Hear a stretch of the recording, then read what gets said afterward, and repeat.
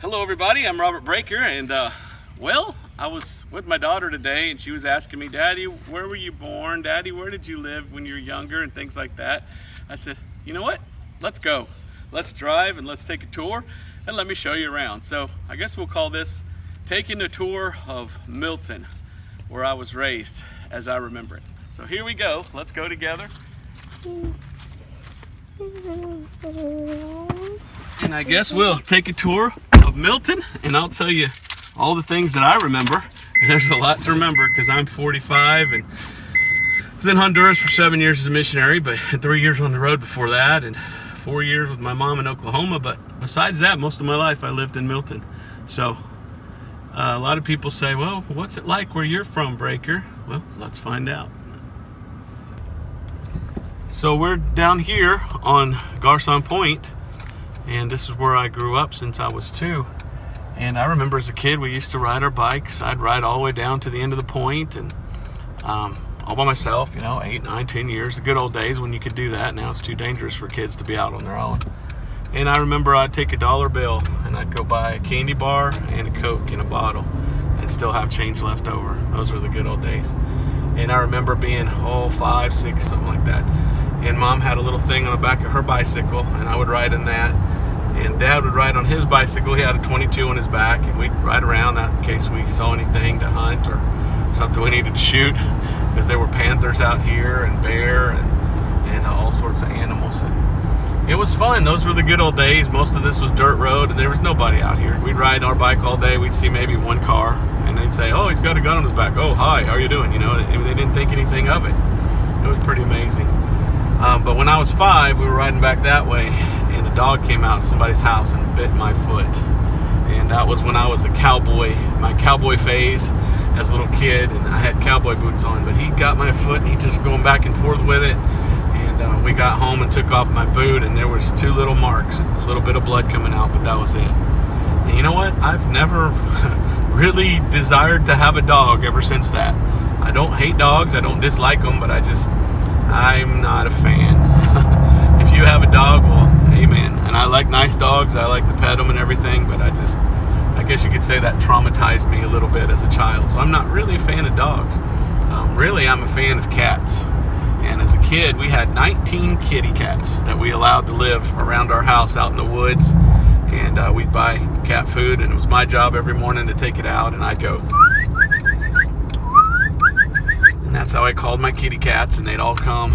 And I had my favorite one I called Blackhawk, because I had a Blackhawk comic book that I loved. I don't know, but if you ever get a chance, read the Blackhawk comic book. It was about these guys fighting Nazis. I always thought that was cool.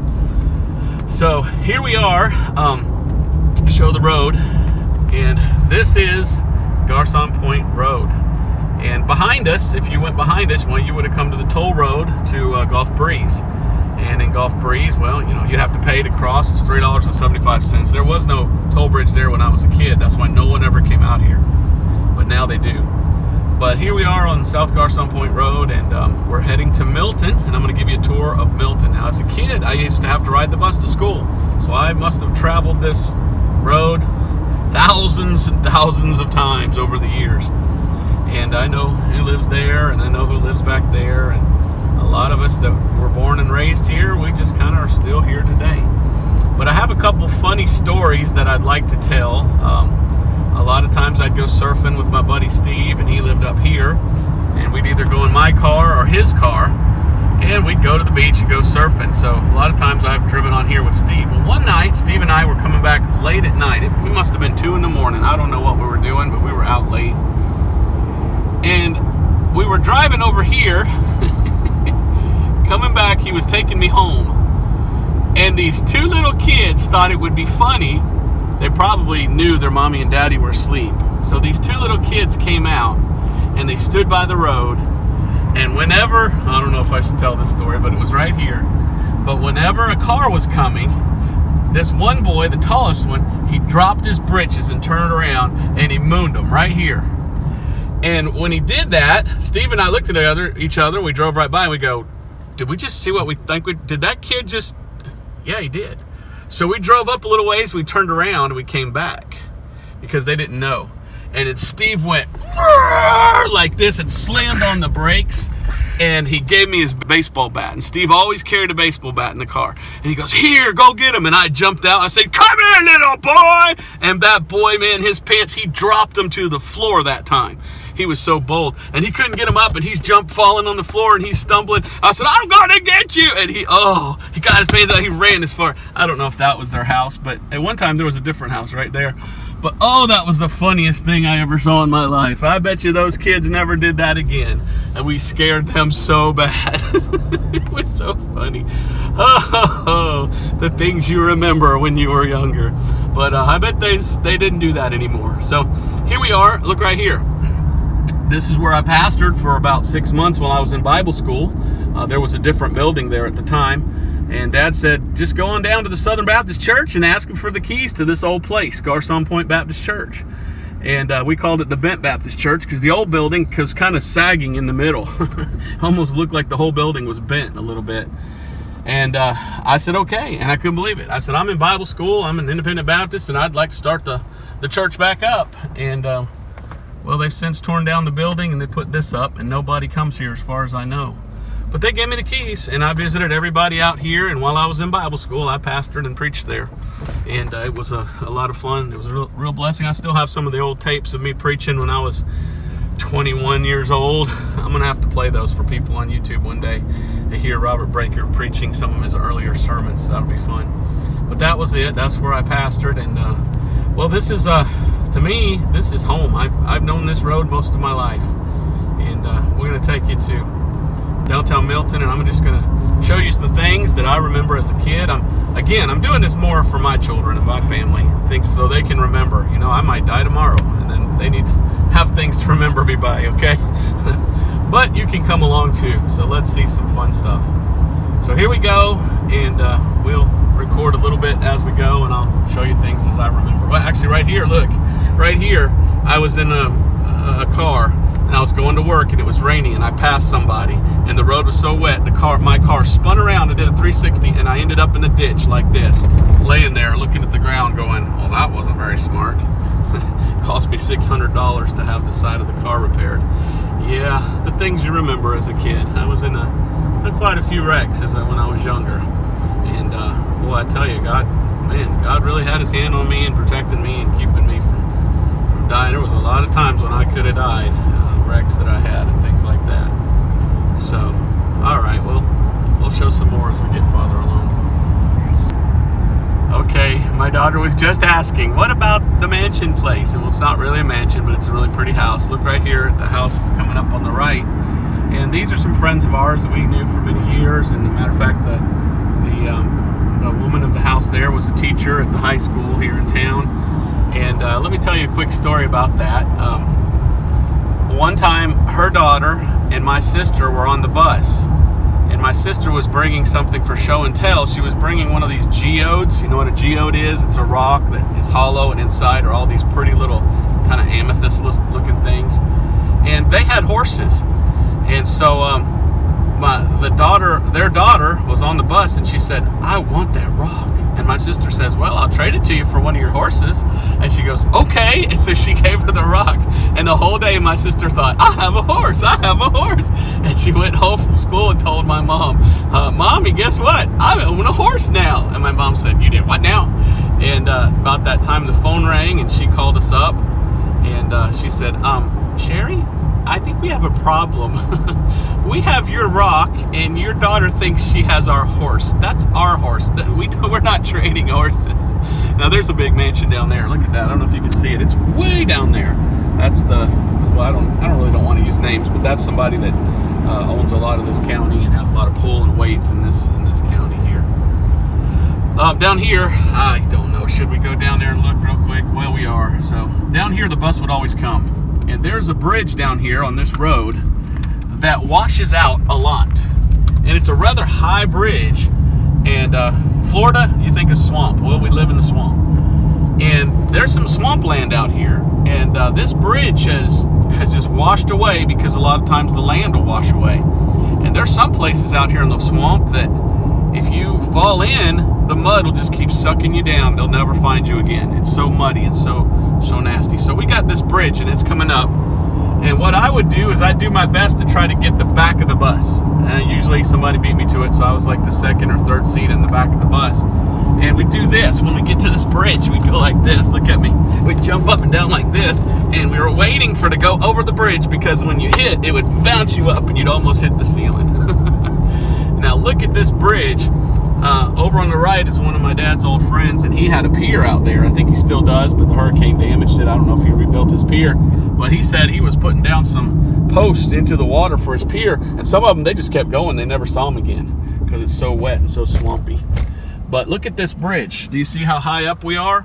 There were many times that this bridge just collapses and it's out. And I remember there were many times we'd go to school, and the bus driver would come here, and she'd see like, whoop, no bridge, and she'd turn around and go the other way because the bridge was out. And she would go fast over it for us so that we'd kind of get a little air when we're in the back seat and jump up in the air, boom, hit the ceiling and stuff.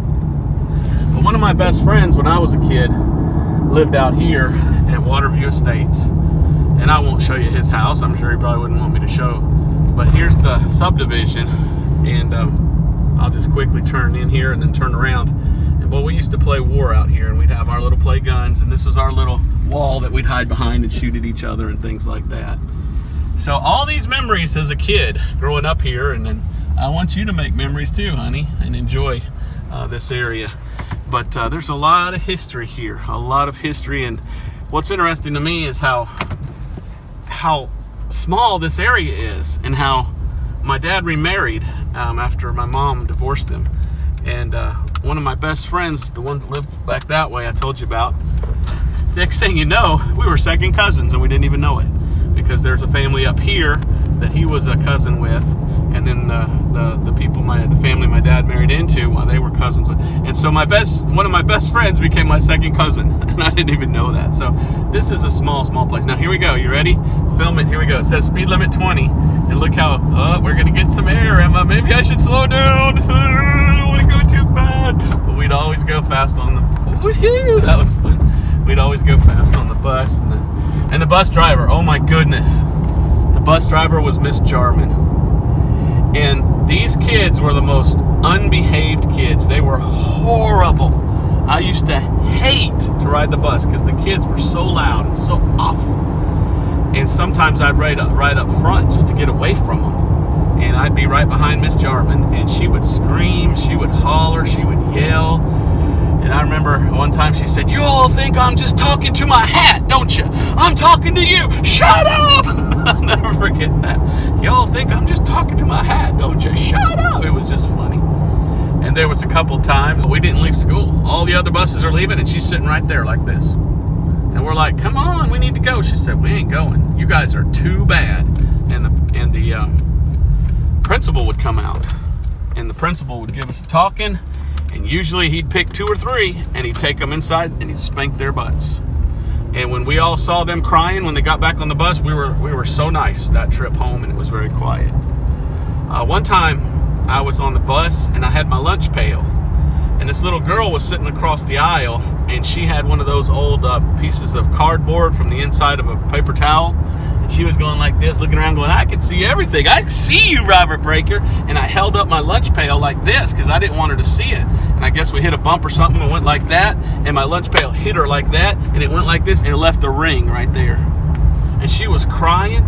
I didn't do it on purpose. It was a complete accident. You know what happened? She turned the bus around and went right back to the school. And Pasco Gibson, the principal, came out and took me off the bus and spanked me so hard I was afraid my butt was bleeding. Oh, he spanked me so hard. He said, "You gonna do it again?" I said, "It was an accident." He goes, "I don't care, you did." And boy, and when I got back on the bus, I looked at everybody, tears running out. They looked at me, and we just drove home in silence. And everyone was, and then everyone down there like, "I'm so sorry." I'm like, shut up. And boy, in those days, you could spank them. And my mom, I remember her telling the principal, "You spank him if he needs it." Well, and I still to this day feel like, yeah, there were other times I needed spankings that I didn't get, but that was an accident, and that shouldn't have happened, but I probably deserved worse, amen. So here's where we always slow down because there's always a cop there. And this gas station's been closed for years. And thank God, because you go in there, as soon as you open the door, smoke would come out. All they do is just sit in there all day and smoke. It was the worst place. I used to mow this yard when I had my landscape and lawn care business. And see how part of it's not mowed? That's swamp. You can't mow that or you'll get stuck. And that's a Stuckey's. There aren't too many Stuckey's left in America. But here's I-10. Lucky old I-10. So we'll keep it on, and I'll try to show you some more stuff here in a minute. Now we're in the little town of Baghdad. And actually we live in Baghdad, but for some reason they just bypass Baghdad and they call this whole place Milton. But this is actually a little town. Look at that little building right there on the right. When I was a kid, we would stop there and buy honey. And there was a little shelf there under the window, and they'd stacked a whole bunch of honeys, and then they had a little ammo box there, and it said pay here. And it was the honor system, and you'd literally stop, buy your honey, pay for it, and then leave. And boy, they couldn't do that today. We still have one up the road where they sell eggs that way, but I noticed that the ammo box is screwed down so nobody can pick it up. So there still is a little bit of honesty here, but very little. But I'll never forget that. I mean, very few places in America can you go that have the honor system. And I remember growing up here in Milton and Baghdad, and you could leave your keys in the car when you go to Piggly Wiggly, the grocery store. Leave the car doors unlocked. I mean, it was a different world, and I'm only 45. But I remember how there wasn't crime, there wasn't bad things happening. But today, things are way different, and it's just kind of sad. So here's the little town of Baghdad, and it's a pretty cool little town. I'm going to show it to you, and a lot of stories I could give. Here's the Church of Christ. And if you know a Church of Christ, the Church of Christ believes that you're saved by water baptism, and that only their local church can save you. So my dad tells a story. He went there one time because there's a Church of Christ up there too.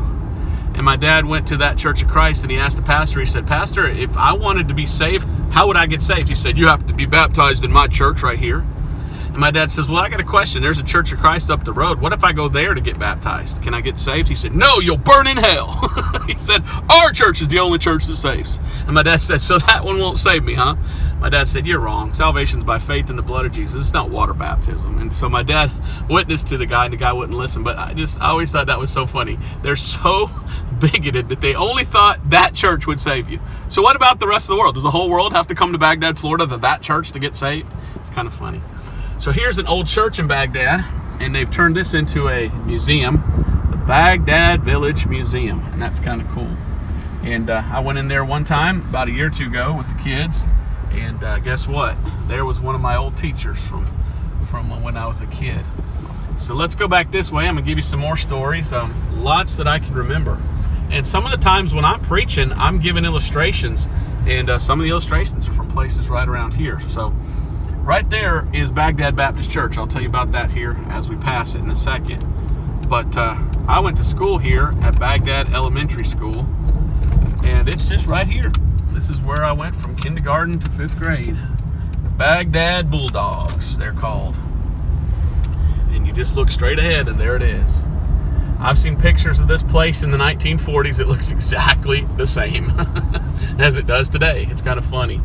Nothing really changes in Milton. Of course, it's growing in other places, but I used to play around that big old oak tree and toward that right over there. And so this is Baghdad Elementary, where I went to elementary school. And over here on the left-hand side, right up there, is Baghdad Baptist Church, First Baptist Church of Baghdad. And I remember going there as a kid. That's the place where there used to be a pastor named Dan. And Dan preached there, and the Masons ran that place. People say a lot of Baghdad is full of a whole bunch of Masons. And Pastor Dan took over there and pastored for a year or so, and he was preaching on the blood of Christ. You're saved through the blood of Christ. And he and my dad were good friends. And one day he told my dad, he said, they won't let me preach on the blood anymore. Those Masons said, I can't talk about that. They said it is appalling to them. They don't want to hear that. They hate that. They said they want a typical Southern Baptist church with very little doctrine, and to stop telling people you're saved by the blood. And he asked my dad, he said, what should I do, Robert? And my dad said, preach on the blood even harder. And he did, and they kicked him out within 2 weeks. They all got together in their little committee, and they voted him out. And that's kind of sad. There's a lot of Masons, and if you don't know, Masonry is Luciferianism. You get high enough up in Masonry, why they will tell you that they worship Lucifer.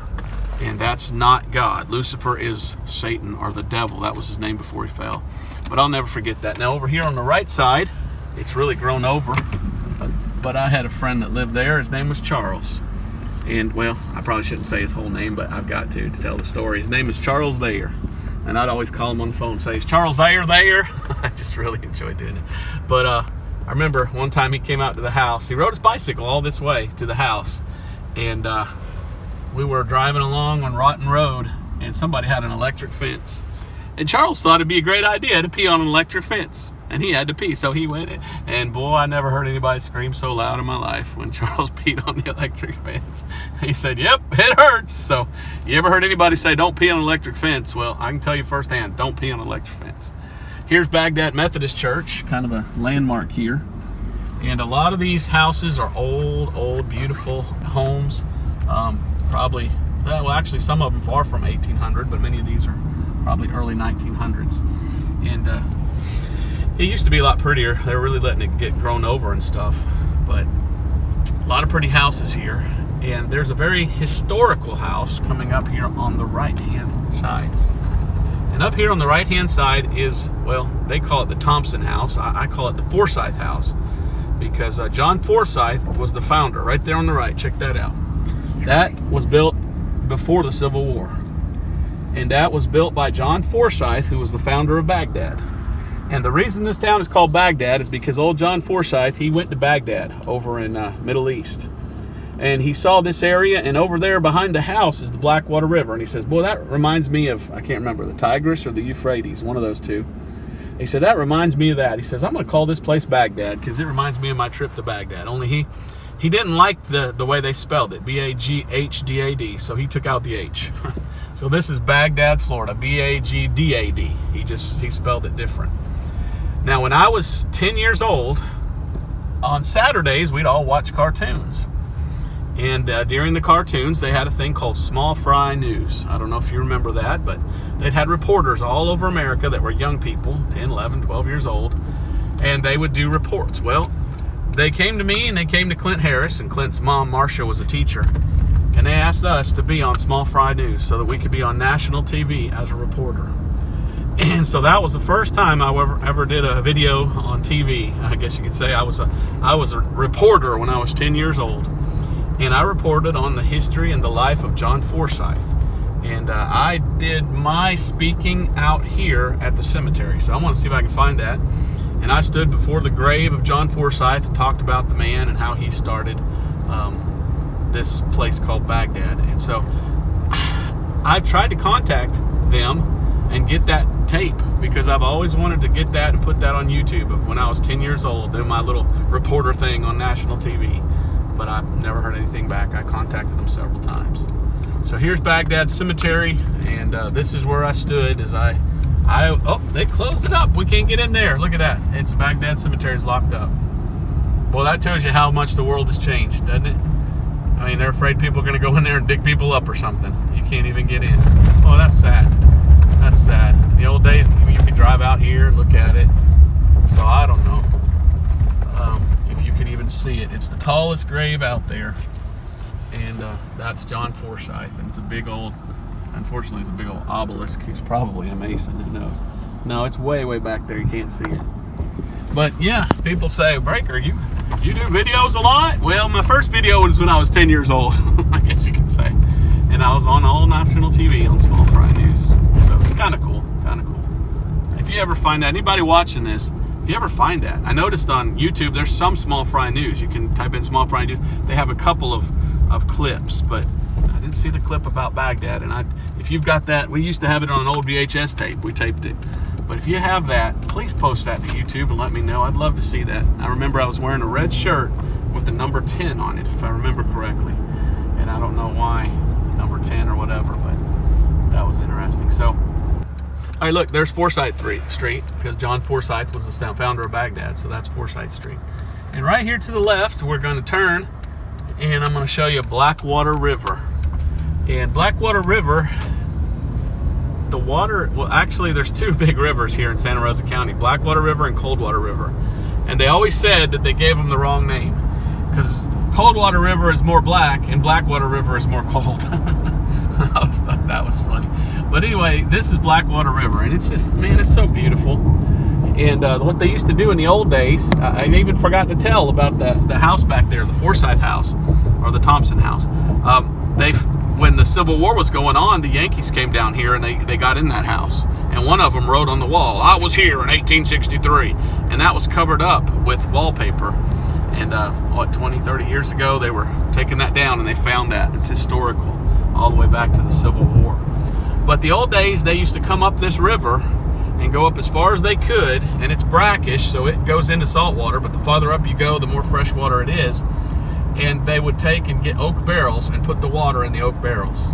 And the reason the river's black is because all these oak trees, the leaves fall in. And oak trees are acidic. And so the water gets all that acid in it, and so any kind of, bad stuff for you, the acid kind of kills it. And so then the water's good if you keep it preserved in an oak barrel, and that's what they used to drink on their voyages across the sea. Now right there on the right-hand side, I call that my uncle's house. It's not, it's the Jones house. But I remember as a kid, my dad's brother, my only uncle on my dad's side, came down here one time and stayed for about 8 or 9 months, and he rented that little house. And I only saw my uncle a couple times, but I remember that. Here we are still in Baghdad, and there's the old Baghdad train station. And you can actually go into these two trains, and it's kind of neat to walk around in there. Every Friday they have a museum there. Friday and Saturday they're open. You can go to the museum. Way back in the back there, they actually have a little quit honking. They actually have a little train for kids to ride on and go around in, and so that's kind of fun. Up here straight ahead, I don't know if I should tell this, they say that this house here on the left, the 2-story, that's the old whorehouse, and that thing needs to be torn down because it's leaning to one side. A whole lot of rocking and shaking going on there, I guess. But this used to be a florist. And let's turn right here and just go look at the downtown area and get this guy off my rear end. He was mad that I slowed down. Well, sorry. But anyway, so here we go to downtown, and I just love the old homes here in Milton. And a lot of people, they don't know their history. This part of Florida belonged to Spain until about 1821, when Spain got, or when Central South America and this part of Florida got its freedom or independence from Spain. So a lot of people that lived here were Americans, but they were living in Spanish territory. Georgia was America, and we're not far. What are we, like 20, 30 miles from Alabama or from Georgia, if you go that direction? So this used to be part of Spain, and it never really was a big city. There was about 2,000 people in this city at one time, and in the 1800s, there was the plague, and the plague, yellow fever, whatever it was, and it killed probably 3/4 of the whole place. And I always think, oh, I'd love to go back in time and see Milton, Florida in the 1800s, and then I'm like, no, I wouldn't. I'd probably get the yellow fever and die. So, no thanks. But here we got the Blackwater River, and what a beautiful, beautiful place here on Blackwater River. And on the right there, you have one of the most amazing things. There are very, very, very few of those type of bridges left in America. Most of them have been turned down. That is the type of bridge that turns on the middle and opens up, and you can pass on either the right or the left. And there are not very many of those left here in America. So that's a really cool bridge, and still works, and it opens up, and boats can go by. And here's an old brick road. There's the Blackwater River. And I want to tell a cool story about this coming up. Then I want to turn around and go back the other way because I want to tell you some more stories. There's so many stories to tell. Here is downtown Milton, the one stoplight downtown. It's one of those places that if you blink, you miss it. So don't blink. But here is downtown Milton. And right here on the left side is the old corner where all the lumberjacks would come out. Now, if you know Milton, the word Milton comes from mill town. And one of the things my teacher taught me in school when I was a kid was there's a Milton in every state in America, because Milton comes from the word mill town, and you've got to have a mill everywhere you go, and they mill lumber. So Milton was known as an old lumberjack town. And Milton is right here in the center of the Bible Belt, and there's many, many churches to this day here still in Santa Rosa County. Matter of fact, in the Guinness Book of World Records, Highway 90 going up that way was in the Guinness Book of World Records for having the most amount of churches per square mile in all of America. And one time I was at Piggly Wiggly and I was preaching on the street, and I met this old man, and he just started crying. I said, "Why are you crying, sir?" And he was like 80 years old. This was 20 years ago. He's probably dead now. He said, "I hear you preaching on the street." And he says, "It reminds me of when I was a kid." Look right there. He said, "I used to come into Milton," and he said, "all the lumberjacks on their Sundays, they'd come out here and they'd stand right there and they'd preach on the street." He said, "They'd work all week and sing hymns and praise Jesus, and all they were looking forward to was coming into Milton and telling people the gospel and preaching on the street corner." I find that amazing. So what a heritage. What an amazing town. There's the Imogene Theater. They had a fire here a couple years ago, and they were able to save the Imogene Theater.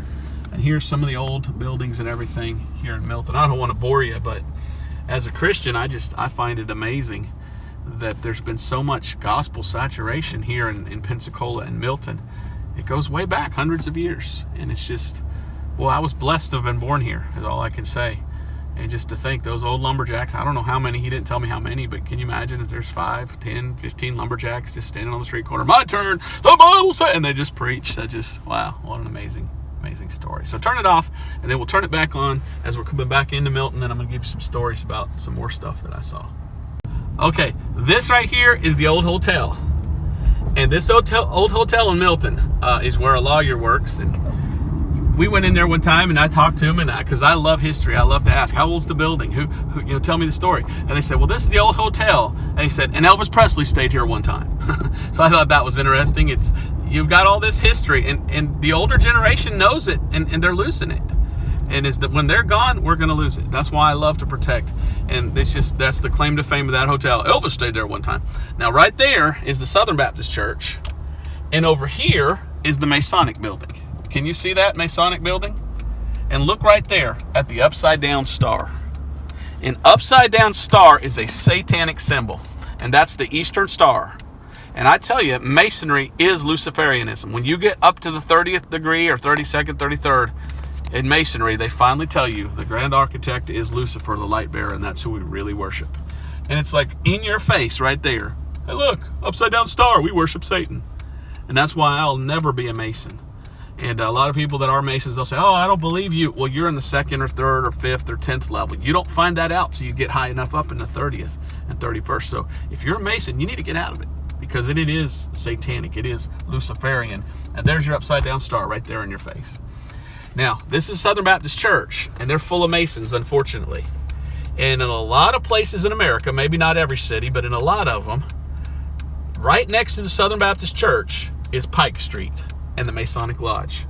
For Albert Pike. Albert Pike was one of the biggest Masons in America. He was a Confederate general, and as soon as the Civil War was over, he moved to Washington, D.C., and he started the Masonic temple there. And there it is, that street that goes right there. That's Pike Street. And there's old Bamberg's house, and he was the pastor here, and he was a Mason at one time. And so this is the Southern Baptist Church, and I know a guy from South Carolina that's from Milton that's a pastor, and he told me a story about when he came here. And he walked right on in, and he listened to an Easter message that Bamberg guy preached, and Bamberg's been gone for years. Then he walks right up to Joe Bamberg, and he says, "Look," he says, he shook his hand, and he wouldn't let go. And Bamberg's trying to pull away, and he says, "You missed a great opportunity there, didn't you?"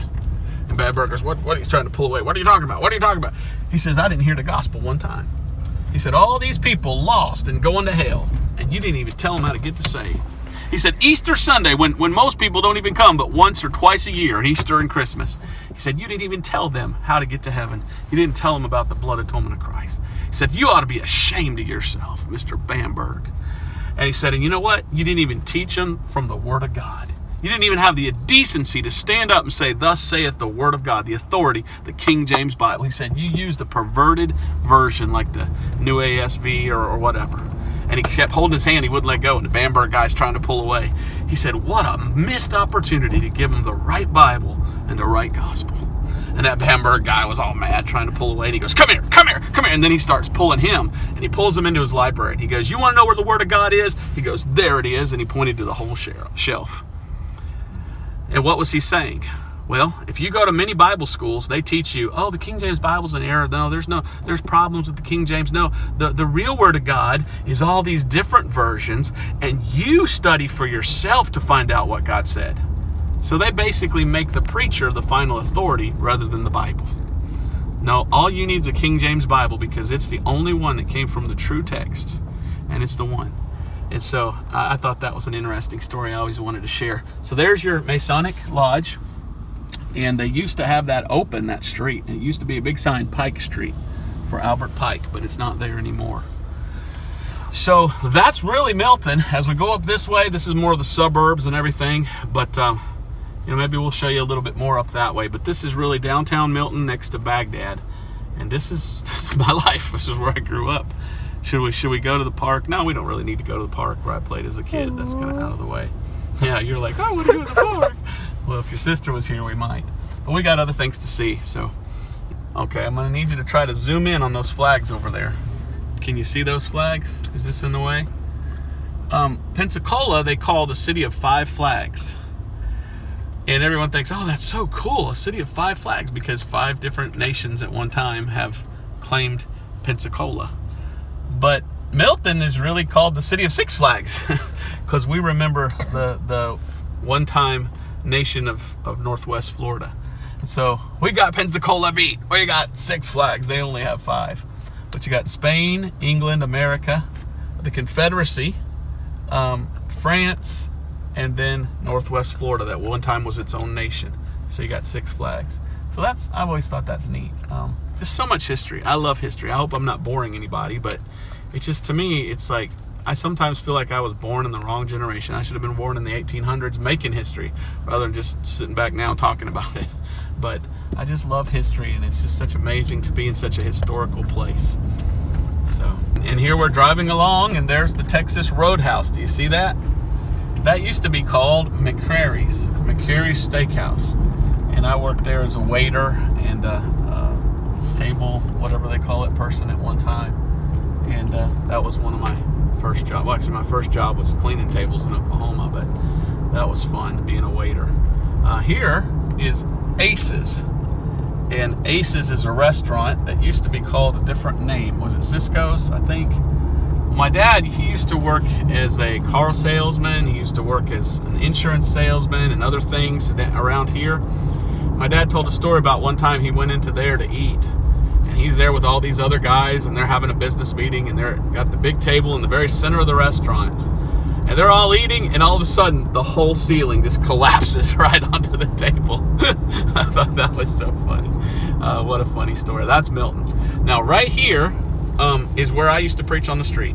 Right? Well, actually, there's a guy right there. He's taken over now, and he's the guy that preaches on the street. He comes out every Thursday or Friday. So that was my corner. Now, if you look back to the right, I want to show you where I used to work. This is what we used to call Piggly Wiggly. And Piggly Wiggly is a name of a grocery store. And it's just a funny name. Here in Florida, we used to call it Hoggly Woggly. And there still are a couple Piggly Wigglies today. But this right here is the food outlet. And this used to be Piggly Wiggly. Now, I used to have my own business, landscape and lawn care business. But a couple of months out of the year, during the cold time, I didn't have any business. So I'd work here for a couple months for several years. Excuse me, I started coughing. But that's where I worked with another Bible Institute guy that was in my class. He and I worked together there, and he became a pastor. But we would sometimes we would just skip our lunch hour, and we would just come out here and preach on the street. And those were good days. I got to lead 2 people to the Lord inside that building while I was working. Maybe you remember some stories I told about winning somebody to the Lord while I was working at Piggly Wiggly. Well, that was it. So here we go. We're gonna next stop Glover Lane, I guess, and we'll look at the place where I went to middle school, and then we'll head on from there. So. Okay, we're on Glover Lane now, and this is where, when I was in middle school, that we came all the time. And I'll never forget this curvy road. And I used to have nightmares because I used to remember this road used to go so steep. And now that I'm older, it's not that steep. Look up here at the road. It's still a little steep. I mean, I kind of want to ride a skateboard down it. But I remember it as a kid being so much more steep than this. Like it was going straight up. And I remember having nightmares where we'd go halfway up on a car and then come back down. Now right here to the right, I vaguely remember as a kid, that's where we turned. And down there, Miss Croker gave me piano lessons. And I guess I took a year or two of piano lessons and I could play the piano. But I have long since forgotten how to play the piano. But right up here is where I used to go to middle school. And I want to give a little story about that when we get there. Okay, this is Hobbs Middle School, and that's where I went to middle school. And 3 years. And it used to be a little different. That's a new building there. That wasn't there. And there used to be a little brick wall about 3 foot high right there. And I wasn't saved until I was 18 years old. So here I was, 12, 13, going to school there. And there was a couple times I remember missing the bus. And I had to wait forever for my parents. And I remember crying a couple times thinking, oh, the rapture came and I was left behind because they didn't pick me up. And it's because they had to work. And I got out of school at like 3:15. Well, they didn't come until 5:30. And so I was waiting there forever. And I just felt like, oh, the rapture came and I didn't go and I'll never get to go home. I remember that. I'll never forget that. That was interesting. But thank God I'm saved. I don't ever have to worry about that again. Amen. All right, in just a second, we'll be up here at the hospital. So, all right, I was probably 17, 18, 19, 20 years old until I finally realized where I was born. My parents lived in Pensacola until I was 2, and then they moved to Milton, so I always assumed that I was born in Pensacola. But nope, this is where I was born, right here, Santa Rosa Medical Center in Milton. And so I was actually born in Milton. In many a year I thought, I was born in Pensacola. And my mom told me this story. She said, Mom and Dad found out that it was cheaper to come over here to have a baby than it was over there in Escambia County. So good old frugal Mom and Dad, they came over here. And this is where I was born. Now, my mom was a nurse. And she worked at a health department. And one time actually several times, she gave a babysitting class, and people had to get like certified or something to become a babysitter, and she would do the classes, and I would go there, and I remember being like 10, 11, 12 years old, and I would record for Mom her babysitting classes, and that would be in this building here. And so I remember all these young girls taking babysitting classes, and Mom's teaching them how to, if a baby chokes, how the right way to do CPR on a child, and different basic first aid things. And they had a little thing called Annie, and you had to do CPR and things like that. So that was that building. And so my mom was a nurse, and she eventually ended up in Alaska for a while as a nurse, but now she's back in Oklahoma. So this is where I was born, Santa Rosa Healthcare Center. So I'm a Miltonian. And for many years I thought I was a Pensacolian, but I guess Miltonian kind of has a better ring to it, doesn't it? Some people like Milton, other people don't. I have a couple friends in Pensacola, and they go, oh, you're from Milton? Oh, I hate that place. One of my friends calls it Mildew, Florida. He goes, everything's dirty and nasty over there. You live in Mildew, Florida? I said, no, Milton. Yeah, Mildew, Florida. Okay. So anyway, that's where I was born. Okay, so my first car was a 77 Caprice Classic Chevrolet. I loved it. The 2-door model with the curved window in the back. It was a wonderful car. That got wrecked. Right here, I got a car one time. Look straight ahead. I bought myself a Jeep. Now, I've owned several Jeeps. And the second Jeep, right here is where it died. This is kind of a little bit of a hill. And I'm trying to get up the hill, and it just keeps going, and the transmission went kaput, and that was the end of that Jeep. The first Jeep I got was when my grandpa died, a 1966 Jeep Wagoneer. I loved that thing. It was a 3 on the tree, which means you had the clutch and you had to shift you only had 3 gears and you would shift like this. Pain in the rear to drive because you're always working, it seemed like. But when I was 19 or so, I saved up and I bought myself a red 1979 Jeep Cherokee. And well, no, it was gray. It was just primer, and I had it painted cherry red, and I put wood inside of it. Oh, it was beautiful, and I loved that vehicle. It was such a pretty Jeep, and that's where it died. I only owned it for a couple of months. I mean, I didn't even have it more than a year, maybe 7 months I had it, and the thing died on me. And my dad says, well, take it to the dump. I mean, we could have, I found out later, gotten a Ford transmission and put it in and fixed it, but that was Dad. Dad was always, throw it away and get something new, and so they hauled my nice 79 Jeep to the dump. It was just such a classic, neat looking car. And I just, wow, I miss that Jeep. The white Jeep though, that was my grandpa's, he bought it for $500 back in 1970 or 80. And he just used it for hauling gravel up on the mountain in Wyoming. And so I drove it back from Wyoming with my grandmother and kept that thing for a long time. And then one day I took it in and said, I think I need new brakes. And the guy goes, that's so old, I've never seen a car that old. I don't know how to change those brakes. And I'm like, seriously? You don't know? And so I sold it for about $600. So that was a pretty good investment for the Breakers, buying it for $500 and then selling it years and years later for $600. And the guy who bought it lived up that way, and from time to time I drive by and it was in his driveway. And I don't know what happened to it since, but I miss those Jeeps. I really like a Jeep. Oh, look over here on the right real quick. That church was a church back behind us that we went to. And that was a church that began meeting there in downtown Milton at the Civic Center. And the pastor there was a Southern Baptist, I guess. He's the guy that told my sister, if you get baptized in water, then you'll be saved. Can you imagine? He had the wrong gospel. And he came out here and built this place, and then he became a Calvinist, and then he split the church, and then it just went kaput from there. So many stories I can tell you. This is Highway 90. This is the place in the book, what is that book, the famous book, Emma, that I said earlier? Hey, look, over here, there's Trinity Baptist. The book of records, world records. This is the place that has the most churches per square mile of any road in the world.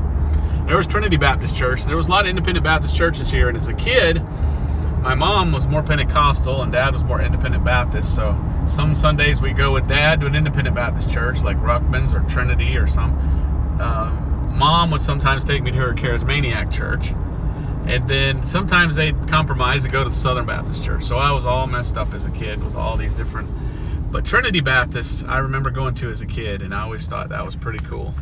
They would have Bible drills, which in Sunday school, you know, the first one to find, they'd throw out a reference, John 1:7. You'd look at your Bible. If you found it, you stood up first and read it, well, you got a piece of candy or something. And I always liked the Trinity Baptist Church. I always thought that was good. But they were very straight-laced, very strict. Some might say they were legalistic or something like that, you might say. But they were a good church. So a lot of good churches out here. So now we have Milton back there. And when I was a kid, there was nothing as you're driving down this road. And then you'd eventually get to Pea Ridge. And there'd just be a couple little stores. Then you keep driving, and eventually there's nothing, and then eventually you'd find Pace, and there was a couple houses. And then eventually you get to Pensacola. Well, now look, we've come out of Milton, now we're into Pea Ridge, and then there's Pace, and it's like one big city the whole way. I told my wife when we got married, I said, honey, you go over there to Pace. And she goes, Pace? I thought Pace was Pensacola, because everything's just kind of all grown together. So when I was a kid, it was just a small town. Sure as the world, you'd go to Walmart, you'd see someone you knew. Not anymore.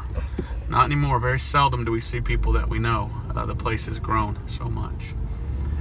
So I guess that will conclude our journey through Milton and all the things I remembered. I'm sure there was plenty more, but hopefully you get an idea of what old Mildew, Florida is like. Milton. And I appreciate you coming along with us. Y'all have a good one. Bye.